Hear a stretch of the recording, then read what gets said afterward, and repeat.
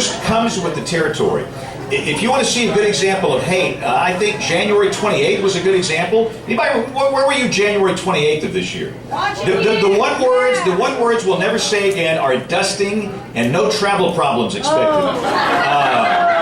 I will never say those words again. That was the second biggest forecast bust in my career this year. It was a very poorly received. And you don't get a thank you cards when you predicted a 75-degree, slightly breezy day. No one's going to call you and thank you for that.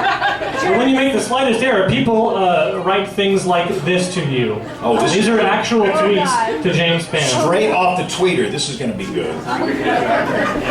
We'll start out benignly. Thanks, James Spann. You shut down Alabama with your poor forecasting. You are the most powerful person in the state. Do you realize that? Nice to have that kind of power, huh? Hearing James Spann say we were wrong is possibly the most terrifying thing I have ever heard. And here's where it gets kind of nasty. James Spann should have to at least lose a finger or something for being wrong. We ought to chop this thing off just right here, you know? I mean, I'm sure that's not the first choice of finger that you wanted to show this particular person. Here's a great one. This gets even worse. Bring me the head of James Spann. There was some sort of medieval king on Twitter that has it out for you. Silver platter, yeah, great. James Spann ought to be out of a job by tomorrow. We just passed 14 wrecks and just got out of trace crossings.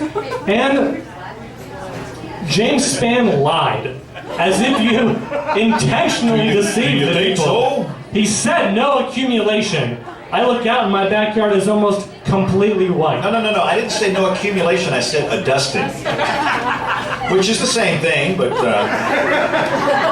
And before we get to... we had some questions submitted by a very wonderful group of people here in town. What is, because I don't know anything about the weather, how it's predicted, I'm assuming you use tea leaves or a crystal ball or something. He's really good at this, isn't he? I mean, he's got this thing under control, he's flowing well. I mean, you're good at this. Yeah. What is a polygon, and why should we have anything but the utter disdain for it? Who invited this guy? That was the same line you used last time you were on one of these things. Yeah. So back in the old days, we warned by counties, right? Has anybody ever investigated how large Jefferson County is? On the north end, you've got Warrior. On the south end, you've got Hoover. What if you got a tornado at Warrior, all right? And it's 45 miles away from Hoover, but if you ring up the whole county, people in Birmingham and Hoover and Vestavia, Houma, they don't need to do anything. The people in Mount Olive and Kimberly and Morris and Warrior need to do something. So instead of using county-based warnings, and tornadoes are small compared to a whole county, we went to a geometric shape, a polygon, because that enables us to draw out a fan, which includes the uncertainty, and it reduces the size of the warning. So people that don't need to do anything, don't do anything. And that changed 8 years ago, and it works out very well. Polygon fans here.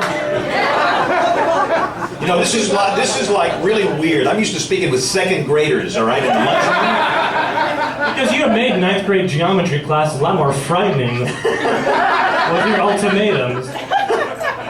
We did go to Avondale Elementary School, and we had some kindergartners submit questions to ask you. Oh, good. About love, about fashion, about the weather, of course. So we're recording this right now. We will get your answers back to the school children. So we have a couple of questions, and let's see what sort of responses you have to them. The first one comes from, these are all kindergartners. Where does the sun go at night? It's just on the other side of the earth. It's still there. It's still there. The children should not worry. What do clouds taste like? You know, I've tasted them before. They taste like stale water. Stale water. Cotton candy? No, stale water. I have been, anybody jog through the fog? Next time, open your mouth and you'll see what I mean. It tastes like stale water. You have crushed the hopes of this particular kindergartner. Next question we have is, why can't Jimmy come over to play? because Jimmy's mom says he can't leave the house. This is something this is again going to... We're in the weird zone here, man. We are really getting in the weird zone. But these are kindergartners. They're naive. Why is the sky blue? The sun's light is scattered by the Earth's atmosphere like a prism. It splits into different colors. You think that's really going to satisfy the kindergarten? No. You can just make up something that sounds better. And the final question we have from Alvendale Elementary School kindergartners is, what is the moon made out of? Cheese. Cheese. That is absolutely confirmed right here, James. You heard it right Says the moon is made out of cheese. James, how does it feel? You're, of course, a respected meteorologist, but also a fashion icon. People. Oh yeah, you can tell here. You want to see my Christmas suspenders? Yes.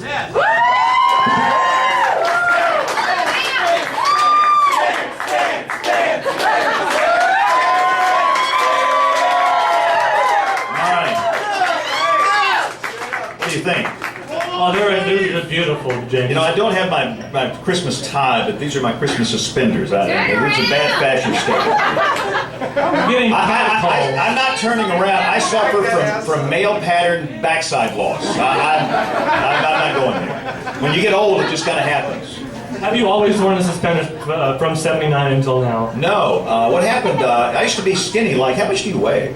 We can go, let's say, probably $140. Somebody feed this man something here. I used to look like you, so I got to be a middle-aged guy and I started gaining weight, so I bought some new clothes. And then I adjusted my diet and started getting exercise, and I lost the weight, and those clothes didn't fit. They were too big. So instead of buying more clothes, I went and bought these to keep my pants from falling down.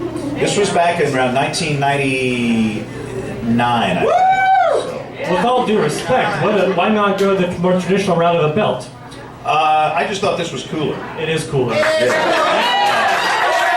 I can almost guarantee that tomorrow morning, every single guy here is going to be wearing suspenders. The Christmas tree suspenders. You will be a babe magnet. And James, before you go back to the station, or not the station tonight, we have a very special show. Yeah, we're doing Toys for Tots tonight, so we got a special remote for Toys for Tots. United States Marine Corps. How about those Marines?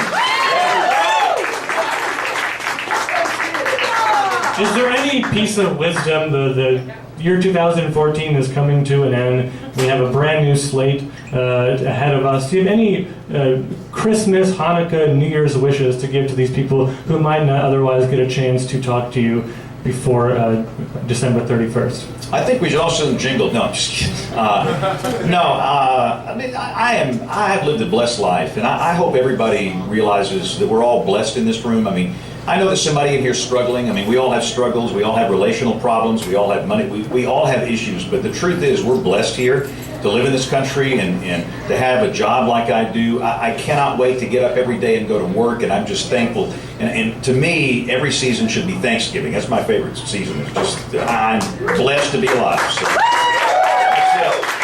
Thank you, all right, guys. for your time. I'm now back to the Toys for Tots. Thank you, Max. It was marvelous.